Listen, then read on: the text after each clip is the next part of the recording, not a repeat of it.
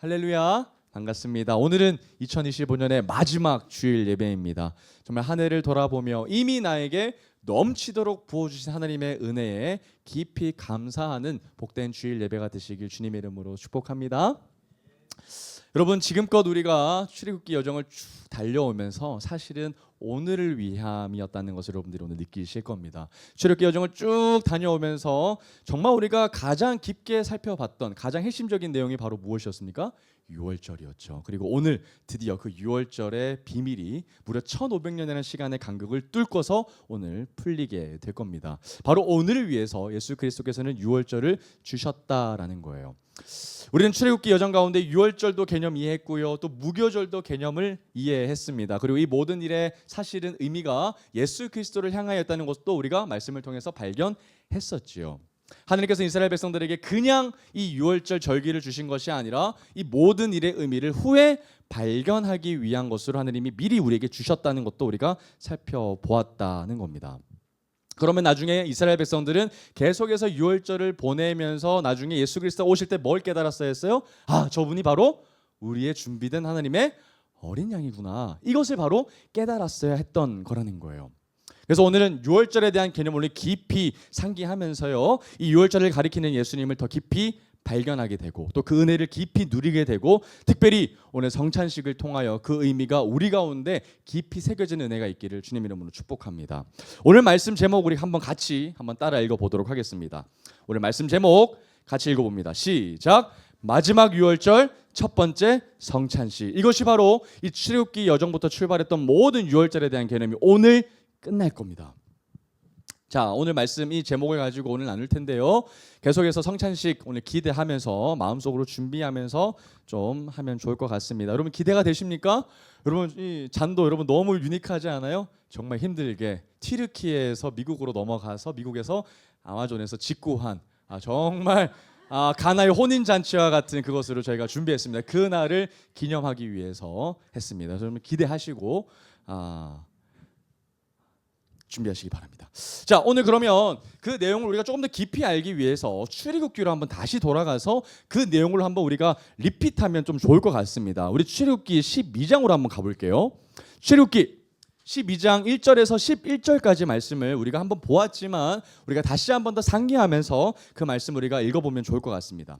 출애굽기 12장 1절부터 11절까지 말씀이에요.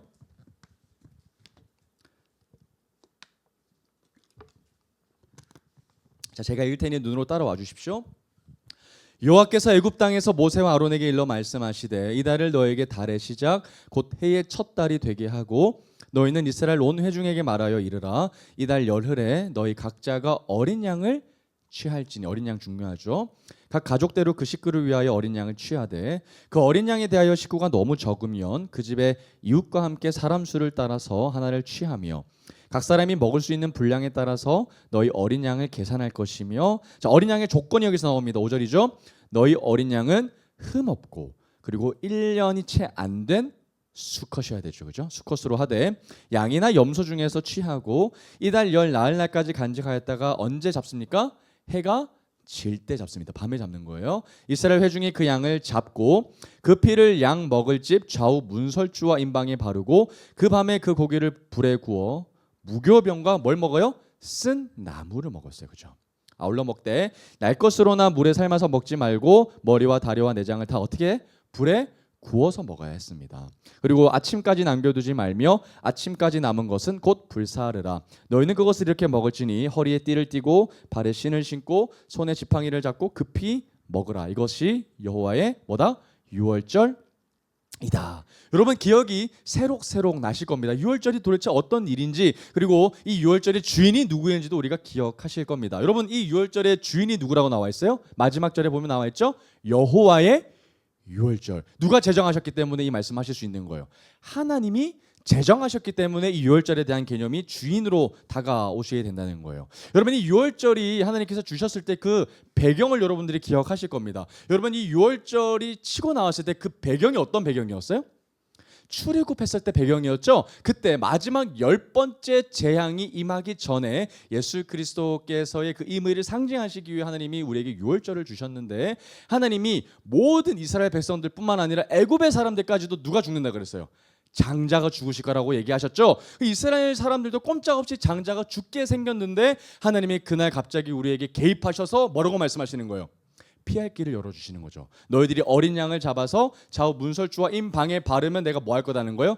그 죽음을 넘어갈 거다, 패스오버 할 거다라는 것이 바로 유월 개념이야. 유월, 넘어가다. 이것이 바로 유월절에 대한 개념이라는 거예요.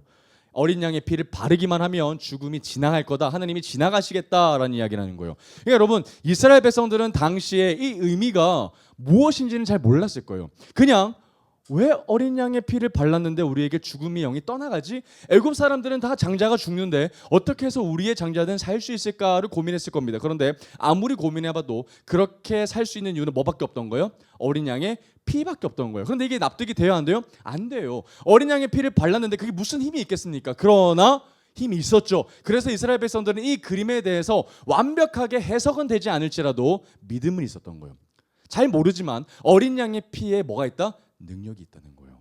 어린 양에게 우리의 구원이 있다는 것은 그들의 시각적으로 늘 배워왔었던 교육 자료였던 거예요. 어린 양에 대한 개념이 계속해서 나옵니다. 13절 14절 보면 넘어간다는 개념이 명확하게 나와요. 출애굽기 12장 13절 14절입니다. 내가 애굽 땅을 칠 때에 그 피가 너희가 사는 집에 있어서 누구를 위한 표적이 된다고요? 너희를 위한 표적이 된다. 내가 피를 볼 때에 너희를 뭐한다? 넘어간다. 이게 바로 유월이라는 개념이에요. 패스오버. 재앙이 너에게 내려 멸하지 아니하리라. 너희는 이 날을 뭐해라? 기념하라는 거예요. 언제까지? 예수 그리스도께서 오실 때까지. 지금 하면 돼요, 안 돼요? 안 돼요. 누가 오셨기 때문에? 예수님이 오셨기 때문에 유월절 하면 돼요, 안 돼요? 안 된다는 거예요. 그러니까 예수님이 오실 때까지 기념해야 되는 거예요. 기념하여 여호와의 절기를 삼아서 영원한 규례로 대대로 뭐 해야 된다? 지켜야 한다라는 거예요. 여러분, 여기서 보면 너희를 위한 표적이라는 단어가 등장한다는 거. 왜 이게 중요합니까?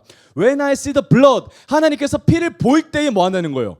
그 집을 재앙에서 넘어가시겠다는 거죠. 언제? 그 피를 볼 때. 뭐가 기준인 거예요?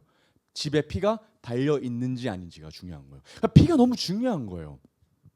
그래서 하나님의 입장에서는 피가 우리를 구별하는 뭐가 되는 거예요? 기준이 되는 거예요. 하나님의 집이라는 것, 예수 그리스도의 보혈이 그 집 안에 있다는 것을 하나님이 뭘 보시고 판단하겠다는 거예요? 방에 발려져 있는 피라는 거예요. 그래서 그것이 표적이 된다, 증거가 된다는 거예요. 그리고 그 피는 우리의 모든 재앙으로부터, 하나님의 공의로부터 지나가게 하실 거라는 이야기를 하나님이 분명하게 말씀하십니다. 그리고 이 날을 계속해서 뭐 해야 된다? 기념해야 된다. 1500년 동안 신실하게 계속해서 이 시스템이 뭐가 돼야 돼요? 존속돼야 돼요. 중간에 멈추면 돼요, 안 돼요? 안 돼요. 왜 안 되죠? 왜 1500년 동안 이 시스템이 유지가 돼야 돼요? 예수님이 오셨는데 이들이 제사를 전혀 드리지 않으면 어린 양에 대한 개념을 알아요, 몰라요? 전혀 모르기 때문이에요. 신화처럼 알기 때문에 그러는 거예요. 그래서 정말 생생하게 오늘도 우리가 어린 양을 잡을 때 예수 그리스도가 오시면 바로 알게 되는 거예요. 아, 저분이 하나님의 어린 양이구나를 알게 된다는 거예요. 그래서 여기서 중요한 단어는 바로 기념한다는 거예요. 기념. 기념함으로써 우리가 뭐 해야 되는 거예요? 기억하는 거죠. 기억. 그리고 유월절 이야기는 여기서 끝나지 않았어요. 13장으로 한번 넘어가 보겠습니다. 출애굽기 13장 12절입니다. 우리가 다 보았던 말씀인데요. 한 번 더 읽어보도록 하겠습니다. 13장 12절 말씀 우리 같이 한번 읽어볼게요. 시작. 너는 태에서 처음 난 모든 것과 내게 있는 가축의 태에서 처음 난 것을 다 구별하여 여호와께 돌리라. 수컷은 여호와의 것이니라. 그러니까 여러분, 유월절로 끝난 것이 아닌 거예요. 어린 양의 피를 한번 발랐다고 해서 끝난 것이 아니라 하나님이 이스라엘 백성들에게 가셔서 뭐라고 말씀하시는 거예요? 이제부터 너희들의 장자는 누구 거다? 내 것이라고 말씀하시는 거예요. 그러니까 너희들의 장자는 다 나의 것이고 심지어 누구까지도 짐승의 초태생까지도 다 내 것이니 내게 뭐해라? 바치라라는 의미예요. 바쳐라. 그러니까 내 소유니까 그냥 하나님의 뜻대로 살아가겠습니다 정도가 아니라 뭐해라는 거예요? 하나님께 드려라는 거예요. 진짜 번제물로 드려야 되는 거예요. 그런데 그때 하나님이 또 피할 길을 열어주십니다. 그게 어떤 개념입니까? 대속에 대한 개념이죠. 바로 그 다음 절입니다. 출애굽기 13장 13절이에요. 나귀의 첫 새끼는 다 어린 양으로 뭐한다? 대속한다. 그렇게 하지 아니하려면 그 목을 꺾을 것이며 내 아들 중 처음 난 모든 자도 이렇게 뭐해라고요? 대속해라는 거예요. 아들을 하나님 앞에 다 드려야 되는데 그렇게 하지 말고 피할 길을 열어주셨는데 그 뭐라는 거예요? 대신 누굴 잡아라? 흠없고 어린 양, 바로 그 무흠한 어린 양을 뭐예요? 대신 잡아라, 대속해라. 그러면 하나님이 뭐 하시겠다는 것도 유효를 하시겠다라는 의미를 주셨다라는 거예요. 그러면 여러분, 이스라엘 백성들은 1500년 동안 뭐 해야 돼요? 계속 어린 양을 잡아야 돼요. 그러니까 유월절 날에도 뭐 해야 돼요? 어린 양 잡아야죠. 그리고 우리 집에 장자가 태어날 때도 뭐 해야 돼요? 또 죽여야 되죠. 우리 집에 짐승의 새끼가 태어날 때도 뭐 해야 돼요? 또 죽여야 돼요. 그럼 어린 양이 1500년 동안 얼마나 많은 숫자가 죽었을까요? 그죠? 헤아릴 수 없는 숫자가 죽었어요. 이스라엘은 정말 흠없는 어린 양이 정말 죽어나갔습니다. 그게 당시의 문화였어요. 그런데 여러분, 이 장자가 죽는다는 거, 그리고 장자가 하나님의 것이라는 개념은 이게 민수기에서 하나님이 더 확증하셔가지고 보여주시는 장면이 나와요. 한번 찾아가 볼까요? 민수기 8장으로 한번 찾아가 보겠습니다. 민수기 8장 16절에서 19절에 대한 말씀입니다. 이 장자의 개념이 하나님이 말씀을 통하여서 딱 정해주시는데 아주 놀랍습니다. 아, 그래서 이게 나왔구나, 이걸 우리가 발견하게 되거든요. 민수기 8장 16절에서 19절입니다. 자, 눈으로 따라와 주세요. 그들은 이스라엘 자손 중에서 내게 온전히 드린 바 된 자라. 이스라엘 자손 중 모든 누구?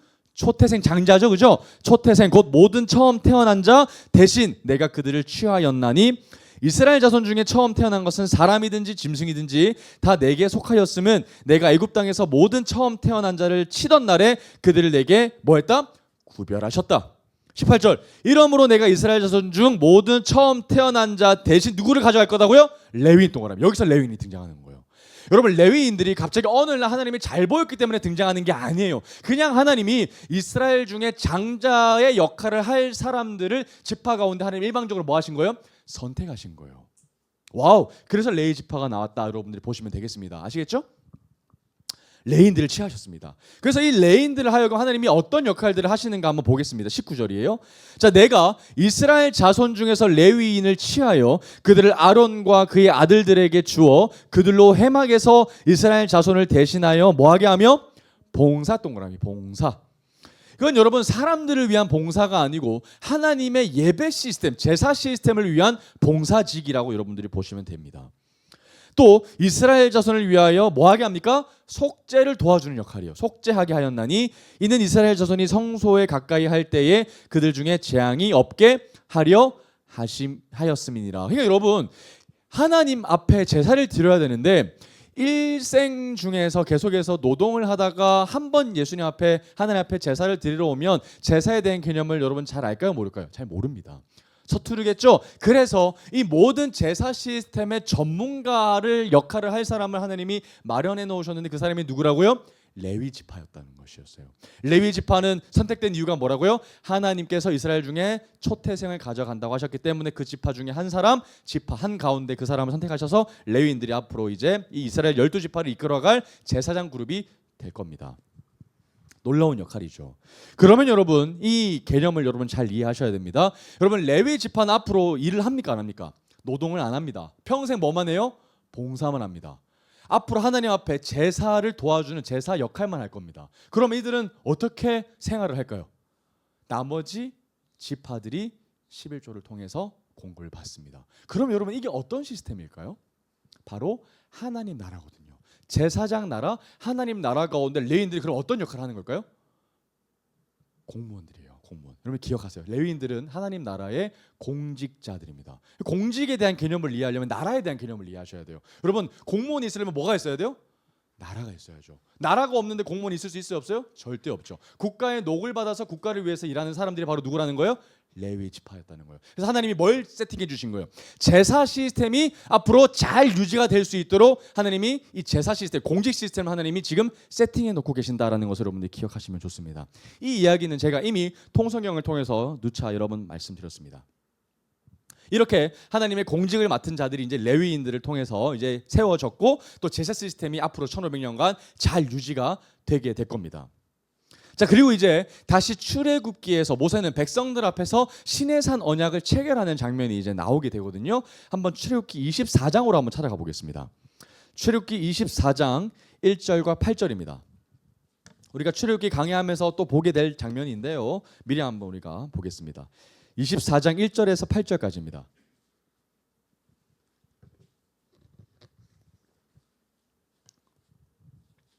자, 또 모세에게 이르시되 너는 아론과 나답과 아비후와 이스라엘 장로 70명과 함께 여호와께로 올라와 멀리서 경배하고 너 모세만 여호와께 가까이 나오고 그들은 가까이 나오지 말며 백성은 너와 함께 올라오지 말지니라. 왜 하나님이 이런 말씀하시냐면 곧 하나님이 십계명 주실 겁니다. 신의 산 언약이 들어가기 때문에 하나님이 지금 거룩한 산으로 지금 장소를 구별하고 계시는 거거든요. 3절 모세가 와서 여호와의 모든 말씀과 그의 모든 율례를 백성에게 전하매 그들이 한 소리로 응답하여 이르되 여호와께서 말씀하신 모든 것을 우리가 다 준행하리이다. 4절 모세가 여호와의 모든 말씀을 기록하고 이른 아침에 일어나 산 아래에 제단을 쌓고 이스라엘 12지파대로 12기둥을 세우고 이스라엘 자손의 청년들을 보내어 여호와께 소로 번제와 화목제를 드리게 하고 중요한 말이 나와요. 모세가 뭘 가지고요? 피를 가지고 지금 작업합니다. 피를 가지고 반은 여러 양푼에 담고요, 반은 제단에 뿌립니다. 7절 언약서를 가져다가 백성에게 낭독하여 듣게 하니 그들이 이르되 여호와의 모든 말씀을 우리가 준행하리이다. 모세가 그 피를 가지고 백성에게 뿌리며 이르되 이는 여호와께서 이 모든 말씀에 대하여 중요한 밑줄 그어 보실까요? 중요한 말씀입니다. 너희와 세우신 뭐다? 언약의 피라는 거예요. 여러분 처음 맺었던 그 언약도 뭐가 동반됐어요? 피가 동반됐어요. 여러분 피 없는 언약 있어요 없어요? 없어요. 피가 동반돼야 됩니다. 여러분 이제 이스라엘 백성들은 하나님과 언약을 맺게 될 거예요. 그러면 여러분 이제 언약을 맺음으로 말미암아 이스라엘 백성들은 어떤 나라가 될까요? 제사 드리는 나라가 될 거예요. 하나님 앞에 예배 드리는 나라가 될 거예요. 그래서 제사장 나라가 될 거고요. 그 제사장 나라는 다름 아닌 하나님 나라입니다. 하나님께서 꿈꾸셨던 나라였거든요. 그러면 여러분 그들이 하나님 앞에 말씀에 잘 순종하고 하나님을 배신하지 않고 다른 우상 앞에 가서 절하지 않게 되면 하나님이 이 백성들을 끝까지 책임지시겠다고 약속하셨죠. 이것이 바로 언약에 대한 개념이었어요. 서로가 신실하게 배신하지 않고 끝까지 서로가 신실하게 사랑의 관계로 가자 라는 것이 바로 언약에 대한 개념이었거든요. 그럼 구체적으로 하나님이 어떻게 신실하게 내용을 지켜라라고 하셨는지를 한번 몇 가지 한번 잡아보겠습니다. 첫 번째는 뭐냐면 이들이 앞으로 받을 십계명을 목숨처럼 여겼어야 했어요. 그게 바로 율법이거든요. 십계명을 근간으로 하는 나라가 되어야 되는 거예요. 이게 바로 율법입니다. 이게 율법이 그들의 가운데 가장 중요했던 것이죠. 또 두 번째가 뭐냐면 성막이 중요했어요. 성막과 또 그 안에서 드려지는 제사와 그다음에 제사장, 그다음에 이 모든 것들이 제사 시스템이죠. 그러니까 제사 시스템은 다른 나라하고 독보적으로 다른 차이점이었다는 거예요. 이게 잘 중요하게 유지되었어야 했어요. 또 뭐가 중요했을까요? 5가지 제사가 있어요. 뭐가 있습니까? 번제, 소제, 화목제, 속죄제, 속건제, 이 5가지가 하나님 앞에 신실하게 자꾸 드렸어야 했었죠. 이것이 바로 다른 나라와 이방의 차이점이었다는 거예요. 또 뭐가 있습니까? 제사장 날에 3대 명절도 잘 지켰어야 했어요. 유월절, 칠칠절, 또 초막절, 이 3가지 잘 지켰어야 했고요.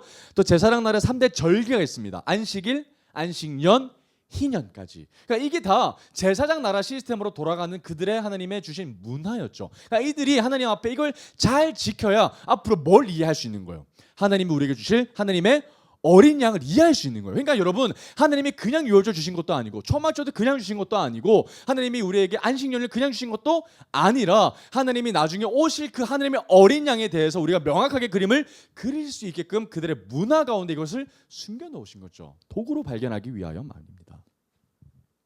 이처럼 하나님 앞에 주셨던 이 모든 것들을 하나님 말씀 앞에 순종하고 그들이 잘 지키고 유지하면 하나님 앞에서 그들은 복을 받게 될 것이라는 것이 바로 신의 산 언약이거든요. 바로 언약에 대한 이야기라는 거예요. 그런데 그 언약이 어떻게 체결됐다고요? 피로 체결된 거예요. 소가 피를 흘림으로 말미암아 언약이 체결된 거예요. 피를 뿌림으로 말미암아. 그렇죠. 그래서 이제 이스라엘 백성들은 하나님의 말씀에 순종하기만 하면 되는 거예요. 그러면 그들의 미래는 보장되어 있습니다. 그러나 우리가 아는 것처럼 우리가 알다시피 그들의 미래는 어떻습니까? 참으로 안타깝죠. 왜죠? 하나님을 배신하는 역사가 계속해서 반복적으로 이루어지기 때문이라는 거예요. 그럴 때마다 하나님은 그들을 어떻게 하셨어요? 포기하시지 않고 징계도 내리시고 하나님 앞에 혼을 내기도 하셔가지고 그들이 어떻게 하시게끔 하셨습니까? 돌아오게끔. 포기하지 않고 끝까지 내게 돌아와야 돼. 그러면 안 돼. 너희들 빨리 제사 시스템으로 돌아와야 돼. 왜냐하면 내가 곧 하나님의 어린 양 보내준다니까. 그럴 때 너희들이 알아야 된다고. 너희들이 만약에 제사 시스템이 무너지면, 성막이 무너지면, 너희들 가운데 이 문화가 끝나면 내가 하나님의 어린 양을 보내준다고 하더라도 너희들 알아듣는다 못 알아듣는다? 못 알아듣는다. 알지 못한다. 그래서 하나님이 얼마나 애타는 심정으로 하나님이 제사 시스템을 유지하셨는지 아시겠죠. 그래서 북이스라엘 왕과 남유다 왕을 여러분들이 이제 통성경 통해서 쭉 보면요, 하나님 앞에 어떤 사람을 칭찬받는가? 하나님 앞에 제사를 회복하는 사람을 하나님 진짜 칭찬받습니다. 예배로 회복한 사람.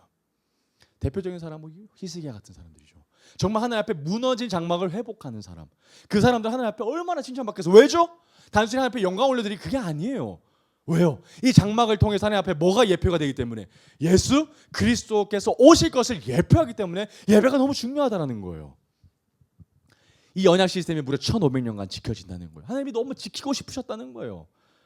계속해서 많은 양들이 희생됐을 겁니다. 죄 없는 양들이 헤아리기 어려울 만큼 계속해서 희생이 되어졌을 겁니다. 그러면서 이스라엘 백성들은 도대체 어린 양이 무엇을 의미하는지, 나 대신 속죄한다는 것이 어떤 것을 의미하는지를 계속해서 생각하면서 그 문화가 전승되고 전승이 되어졌을 겁니다. 그런데 여러분, 이 언약이, 모세의 언약이 어느 순간 구약에서 하나님의 한 선지자를 통해서 그 언약이 종결되고 새로운 언약을 우리에게 주실 것이라는 그림을 우리에게 보여주시는 장면이 있어요. 놀라운 장면인데요. 한번 우리가 찾아보겠습니다. 예레미야로 한번 찾아가 볼까요? 예레미야 31장 31절에서 33절까지입니다. 예레미야 31장 31절에서 33절까지.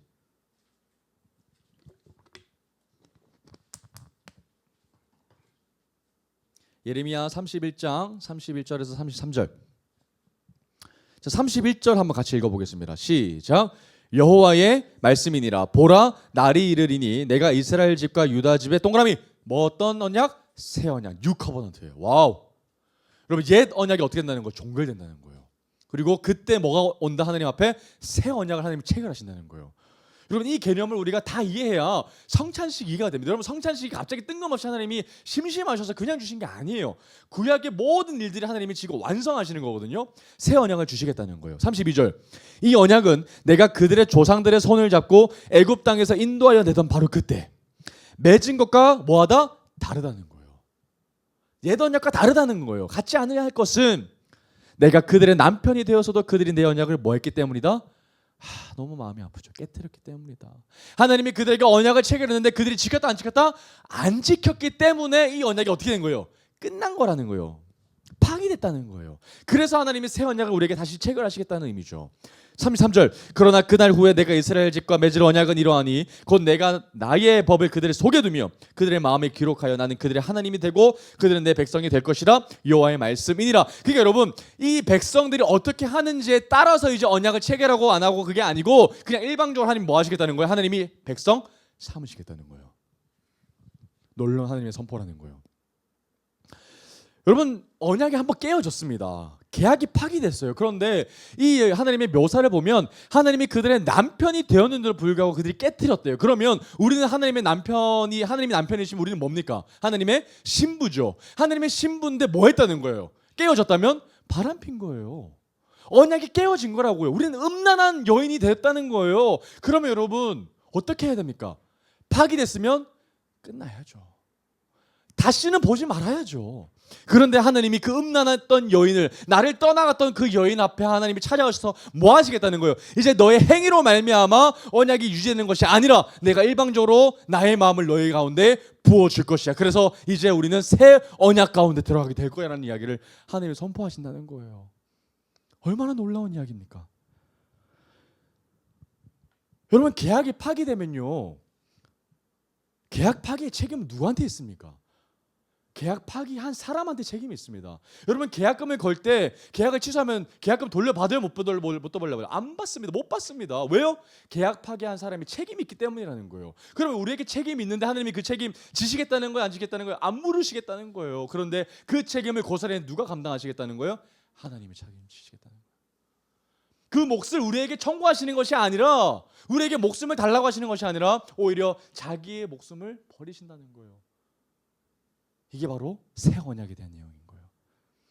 여러분, 이미 구약에서 예수 그리스도께서 오심으로 말미암아 새로운 언약이 체결되실 것을 미리 보여주셨어요? 안 보여주셨어요? 보여주셨어요. 다 보여주셨어요. 그리고 오늘 이제 우리가 읽은 본문으로 들어갑니다. 이제 새 언약이 체결되는 장면이 나와요. 자, 오늘 말씀 누가복음 22장 1절로 한번 찾아가 보겠습니다. 오늘 말씀 누가복음 22장 1절입니다. 이제 그러면 이 모든 구약에 대한 이 엄청난 1500년 동안의 그 역사가 오늘 마무리 매듭지어질 겁니다. 누가복음 22장 1절입니다. 자, 우리 한번 같은 목소리 읽어볼까요? 시작. 유월절이라 하는 무교절이 다가오매. 와우. 여러분 이거 이제 압니다. 유월절이 뭔지, 그죠? 유월절이 뭐 해야 되는지, 그리고 무교절이 유월절 다음 날에 7일 동안 이어지는 것도 우리가 이제 다 압니다. 이제 문화 속에 다 압니다. 그럼 이제 뭐 해야 돼요? 여러분 우리가 그 당시 상황 속으로 한번 들어가 봅시다. 이제 유월절이 곧 온대요. 그럼 뭐부터 준비해야 돼요? 아빠들은 집안에 누룩부터 없애야 돼요. 왜요? 무교병 먹어야 되니까.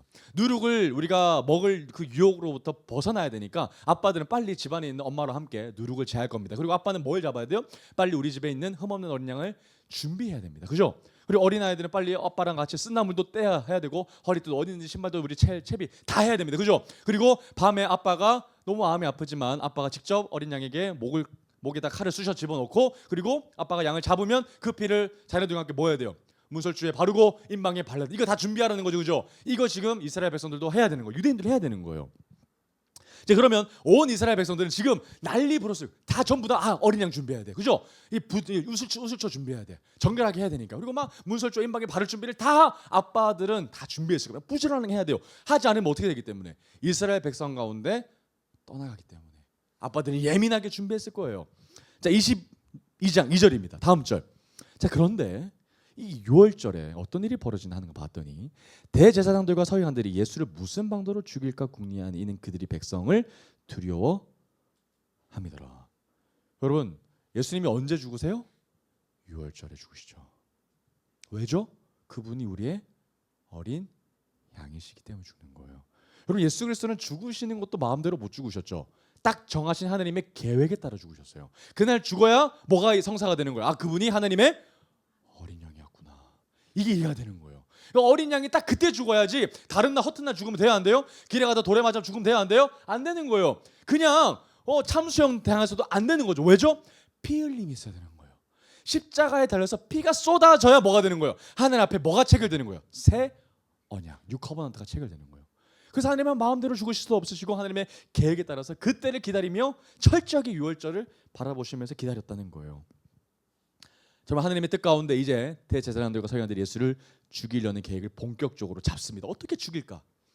누가복음 22장 3절부터 6절까지입니다. 그런데 참 안타까운 이야기가 나오죠. 12 중에 하나인 가룟인이라 부르는 유다에게 뭐가 들어가요?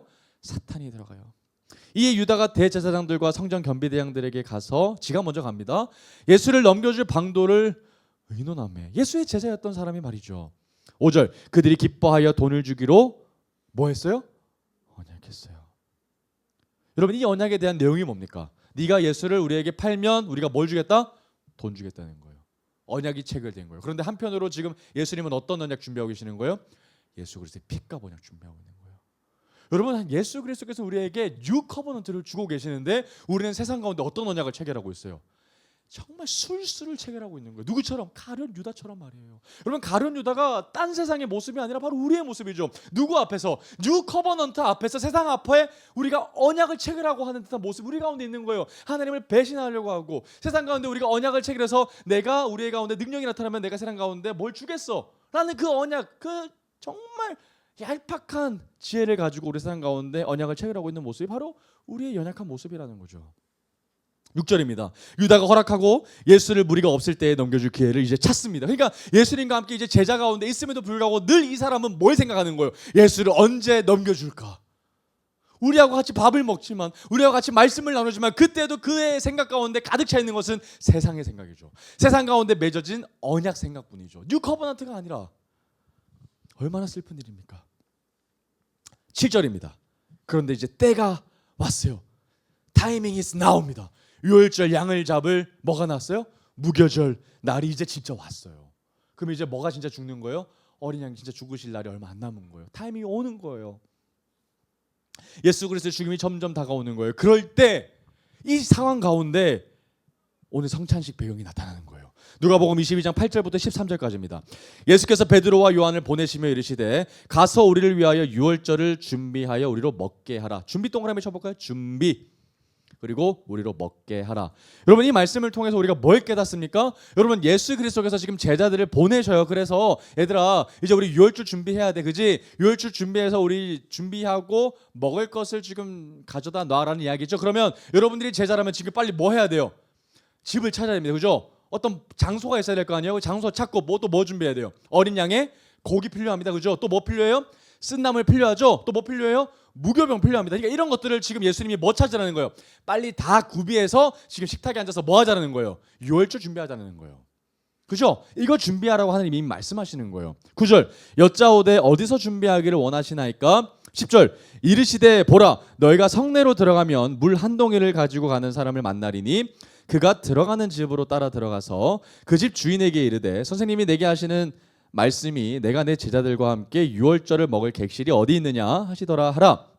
자 그리하면 그가 자리를 마련한 큰 다락방을 보이리니 거기서 준비하라 하시니 그들이 나가 그 하신 말씀대로 만나 뭐 했다? 유월절을 준비하셨다는 거예요. 그러면 여러분 지금 제자들은 막 분주하게 가서 하나님이 만난 사람을 만나서 다락방에 들어가서 책상 놓고 막 세팅을 했을 겁니다. 그죠? 이 장면들이 여러분들 가운데 떠올려야 돼요. 아 이들이 지금 무교병 준비하고 있고 쓴나물 준비하고 있고 지금 하나님 앞에 어린 양 고기 해가지고 이제 같이 먹으면서 이제 좌우문서주에 피 바르겠구나 이거 준비하고 있을 거예요.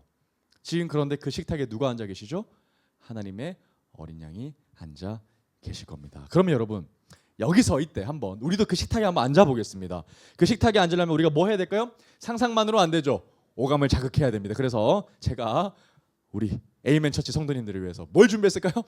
무교병을 준비했습니다. 그래서 지금 한번 무교병을 한번 먹어보시고 이 맛이었구나라는 것들을 한번 누리기를 원합니다. 그러면 잠깐 한 분씩 나오셔서 무교병을 하나씩 가져가시면 좋을 것 같아요. 청찬식 아닙니다. 무교병만 먹는 거예요.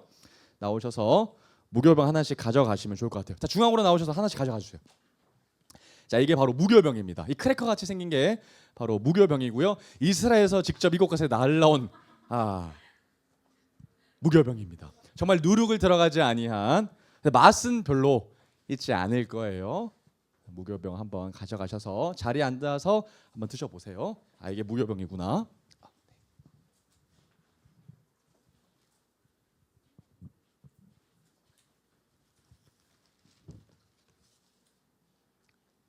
자, 여러분 이것을 뭐랑 같이 먹어야 된다고요? 쓴나물이랑 먹어야 된다는 거예요. 제가 고수를 가져다 놓으려고 했지만 고수를 좋아하시는 익명의 분으로 인하여서 참으로 가져다 주지는 못하고요. 하여튼 이것과 함께 정말 쓴 나물 그리고 어린 양의 고기랑 먹으니까 어땠을까요? 여러분들 표정을 제가 보니까 참 맛은 없는 것 같아요. 그냥 정말 무맛이죠. 그러니까 지금도 유대인들은 이 맛을 먹으면서 계속해서 유월절을 뭐 하고 있는 걸까요? 기념하고 있는 겁니다. 혹시 더 드시고 싶으신 분이 있다면 저에게 말씀해 주세요. 자, 이것을 우리가 지금 먹고 준비한다는 거예요. 그럼 다시 한번 말씀으로 돌아와서 어떤 일이 벌어지고 있는지 한번 보겠습니다. 자, 누가복음 22장 14절에서 15절까지 한번 보겠습니다. 자, 그러니까 지금 식탁에는 이게 지금 세팅이 되어 있는 거예요. 아시겠죠? 14절 15절입니다. 자, 때가 이르매 예수께서 사도들과 함께 앉으사 이르시되 내가 고난을 받기 전에 너희와 함께 이 유월절 먹기를 원하였노라. 한번 밑줄 그어볼까요? 원하였노라. 그러니까 여러분 예수 그리스도께서는 지금 이 무교병과 쓴나물과 어린 양의 고기가 세팅되어 있는 이 식탁 가운데 앉으셔서 하나님이신 예수 그리스도가 뭘 얘기하시는 거예요? 내가 고난을 받기 전에 이 순간을 진짜로 기다렸다는 거예요. 왜죠? 이 유월절이 마지막이기 때문에 그러는 거예요. 그리고 이제 어떤 일이 벌어지는 거예요? 새 언약이 체결되기 때문이라는 거예요. 무려 몇 년 있었던 거예요? 1500년의 시간의 간격을 뚫고 예수님이 진짜 체결하시기 때문이라는 거예요. 얼마나 기대되셨을까요? 여러분 지금도 여러분 집을 계약할 때 얼마나 떨립니까? 얼마나 설레요. 우리 집이다. 그죠? 자동차를 살 때도 얼마나 그게 계약할 때 얼마나 기분이 좋아요. 그죠? 그런데 하나님께서 우리에게 새 언약을 체결하신다고 하니 하나님도 얼마나 떨리고 얼마나 설레시고 우리 역시 얼마나 하나님 앞에 기쁨과 환희가 가득 찼을까요? 그죠? 그러니까 하나님이 어떤 마음을 표현하시는 거예요? 원하고 원했다는 거예요. 이 얘기 하신다는 거예요. 그리고 22장 16절입니다.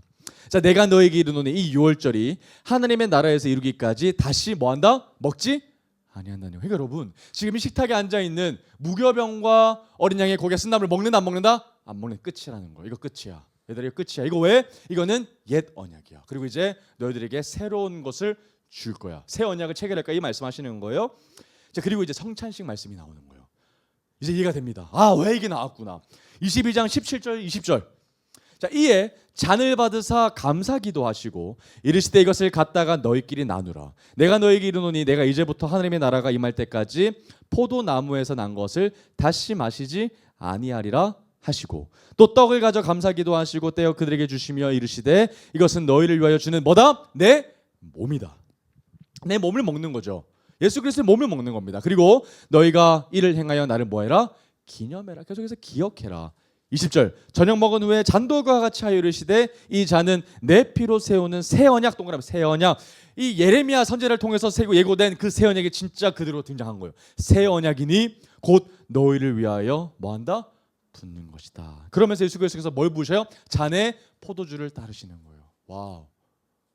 여러분 그러니까 이 제자들은 이제 유월절을 통해서 우리가 하나님을 바라보는 게 아니라 새 언약을 통해서 주님을 바라보게 된다는 것을 이제 시각적으로 뭐 하는 거예요? 보는 거예요. 이것이 바로 성찬입니다. 새 언약 되신 예수 그리스도를 바라보게 만드는 거.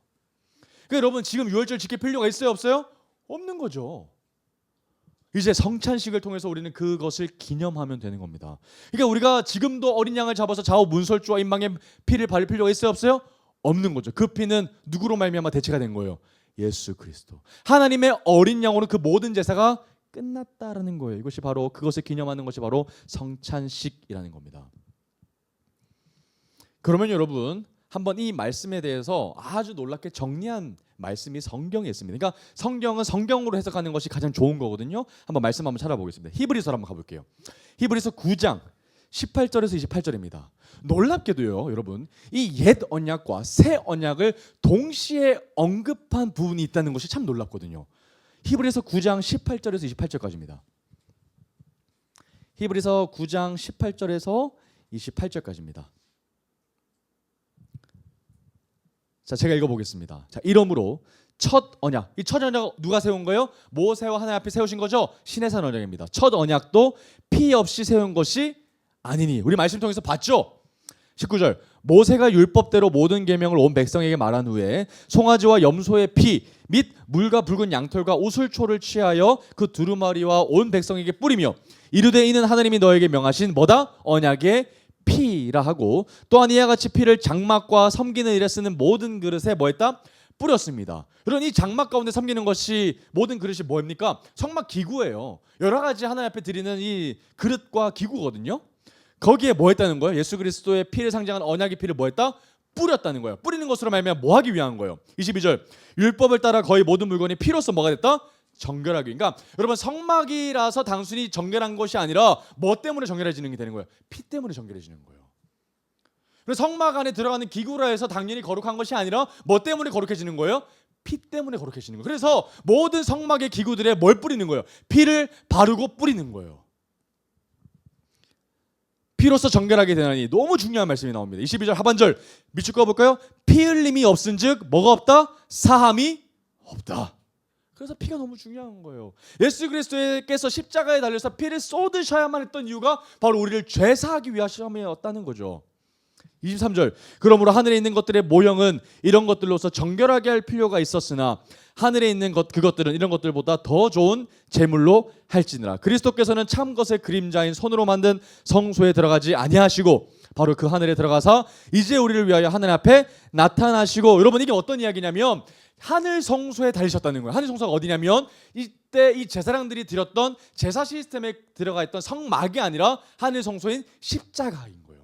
하늘 성소인 십자가 하늘의 피 번제물로 드려졌다라는 말이거든요.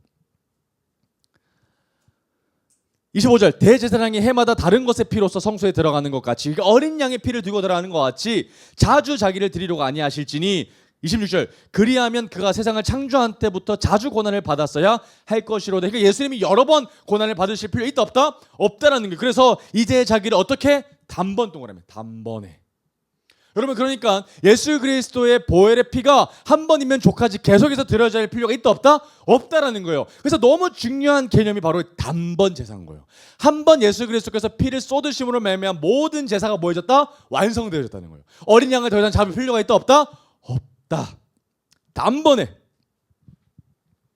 단번에 제물로 드려 죄를 없이 하시려고 세상 끝에 나타나셨느니라. 한 번 죽는 것은 사람에게 정해진 것이요 그 후에는 심판이 있으리니 이와 같이 그리스도도 많은 사람의 죄를 뭐 하시려고? 담당 동그라미. 그러니까 우리의 모든 죄를 대신 짊어진다는 표현이 바로 담당이라는 거예요. 그 너의 죄들이 다 나의 것이다라고 표현하신 것이 바로 담당이거든요. 담당하시려고 어떻게 했다? 단번에 하나님께 드린 바 되었다. 드리신 바 되었다. 단번에. 그러므로 말미암아 구원에 이르게 하기 위하여 죄와 상관없이 자기를 바라는 자들에게 어떻게 나타나신다고요? 두 번째 나타나시는 재림이죠. 예수님이 다시 오실 때 나타나신다는 거예요. 누구에게 나타나신다는 거예요? 자기를 원하고 바라는 자들에게 예수님이 나타나신다는 거예요. 놀랍지 않습니까, 여러분? 이게 성경이 이제 맞춰주는 거. 첫 언약과 새 언약이 예고가 되어졌고 모세를 통해서 보여줬고 그리고 히브리서를 통해서 이렇게 싹 정리해 주는구나. 하나님은 언약에 대한 개념을 우리에게 너무 중요하게 알려주고 계신다는 거예요. 그러면 우리는 예수님의 말씀대로 명하신 대로 우리는 계속해서 성찬식을 기념하며 뭐 해야 돼요? 기억해야 되는 거예요. 떡과 이 빵과 포도주를 마시면서 예수님의 몸과 피를 나를 위하여서 찢겨지셨고 쏟으셨다는 것을 계속해서 뭐 하시는 거예요? 기억하는 거예요. 기념하는 거죠. 예수님 나를 위하여서 그 모든 고초를 당하셨군요. 그리고 나의 모든 죄악을 담당하심으로 말미암아 나의 모든 죄를 가져가시고 나를 의롭다 하시고 나에게 구원을 주셨군요를 자꾸만 뭐 하는 거예요? 기념하고 기억한다는 거예요. 언제까지 우리 성찬식 하는 걸까요? 예수님이 다시 오실 때까지입니다. 다시 오실 때까지요. 그걸 기념하기 위함입니다. 다시 신부인 나를 데리러 오실 때까지 우리는 이것을 기념해야 합니다. 우리 시간 하나님 앞에 좀 마음을 정결하게 하여 달라고 좀 기도하면 좀 좋겠습니다. 이제 성찬식을 하게 될 텐데요. 주님 이 시간 나의 모든 죄를 주님 앞에 회개합니다. 또 나의 더러움을 눈과 같이 희게 하여 주시고 또 오직 이 시간 주께서 제정하신 이 거룩한 성찬 예식에 참여할 때 주의 은혜가 우리 가운데 충만하게 하여 주시옵소서라고 우리 함께 같이 기도하며 성찬을 각자의 자리에서 준비하도록 하겠습니다.